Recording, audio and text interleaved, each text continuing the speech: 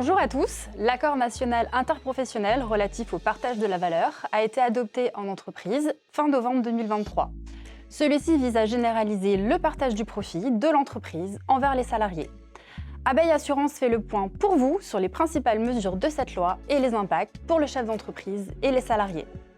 Et pour ce faire, j'ai le plaisir d'interviewer François Fouquet, qui est directeur commercial grand compte chez Natixis Interépargne, et Frédéric Boulet, inspecteur expert en protection sociale collective.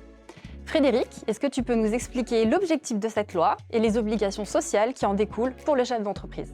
Dans les faits, cette nouvelle loi crée une nouvelle obligation pour les entreprises, c'est-à-dire une obligation de redistribution d'une partie des bénéfices générés au profit des salariés.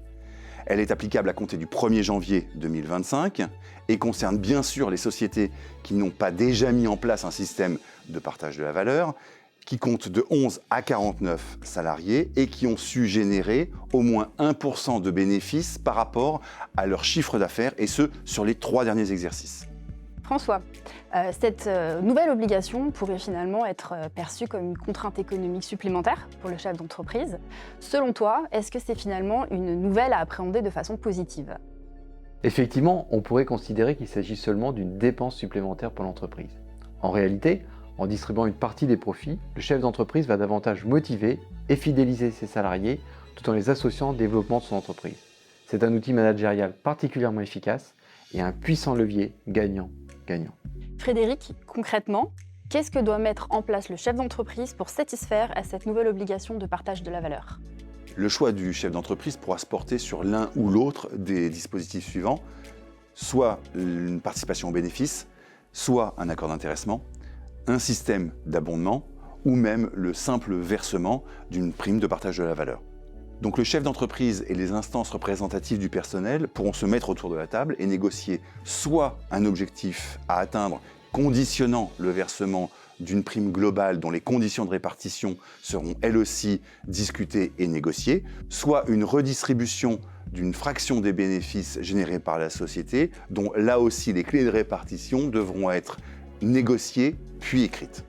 François, les 4 dispositifs de partage de valeur que vient de citer Frédéric, à savoir l'accord d'intéressement, la participation, l'abondement et la prime de partage de la valeur, peuvent, selon les cas, soit être perçus directement par le salarié, soit être versés dans un plan d'épargne salariale. Est-ce que tu peux nous expliquer simplement qu'est-ce qu'un plan d'épargne salariale ? Un plan d'épargne salariale est mis en place par l'entreprise au profit des salariés et du chef d'entreprise pour leur permettre de se constituer un capital dans un cadre fiscal et social particulièrement avantageux, soit à moyen terme avec le plan d'épargne entreprise ou PEE, soit en vue de se constituer un capital pour la retraite avec le plan d'épargne retraite collectif ou PERCOL. Ces 2 plans s'alimentent de différentes façons et notamment via les sommes issues des 4 dispositifs cités précédemment, à savoir la prime d'intéressement, la participation, l'abondement ou, nouveauté, la prime de partage de la valeur. Frédéric, lorsqu'un salarié dispose d'un plan d'épargne salariale mis en place pour son entreprise, donc soit un PE, soit un PERCOL, en quoi est-ce que pour lui c'est fiscalement très avantageux de verser ces sommes dans un plan d'épargne salariale plutôt que de les percevoir en direct ?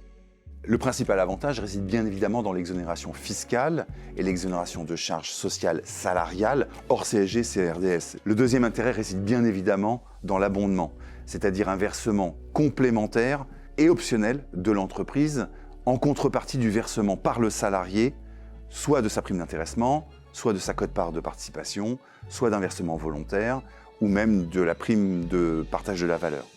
C'est le grand plus de l'épargne salariale.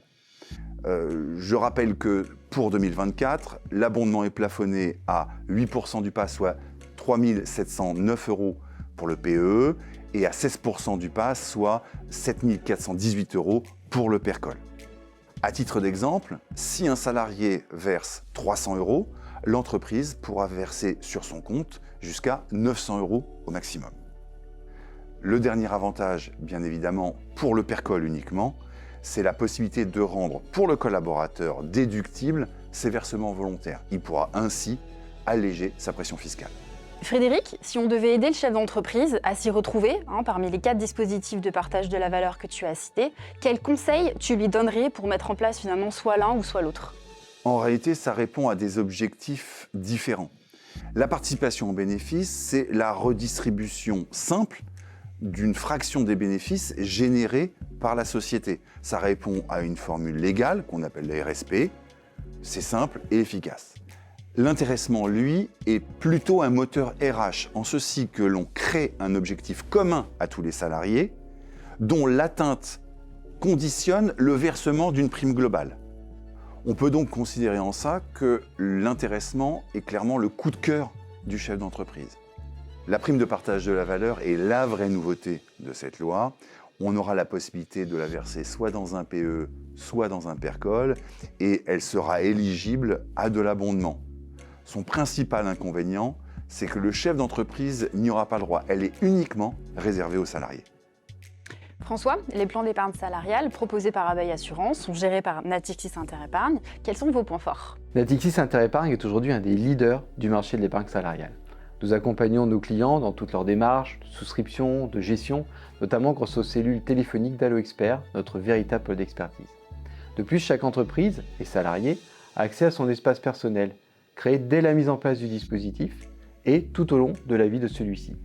Cet outil leur permet de réaliser des versements ponctuellement ou régulièrement et de suivre et gérer l'évolution de leur plan en toute autonomie. François, Frédéric, je vous laisse le mot de la fin pour conclure cette interview. Alors cette loi offre de nouvelles opportunités. D'une part, elle impulse la généralisation de l'épargne salariale et retraite dans les petites entreprises, qui sont souvent non équipées de ces dispositifs.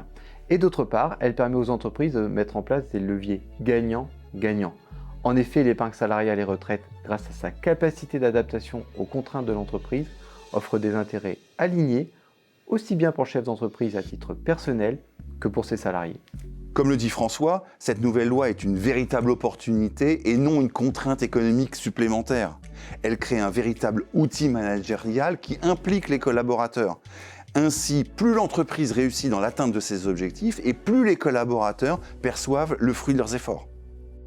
Merci François, merci Frédéric. Si vous êtes chef d'entreprise et que vous êtes concerné par cette nouvelle disposition de partage de la valeur, je vous invite à contacter votre conseiller habituel.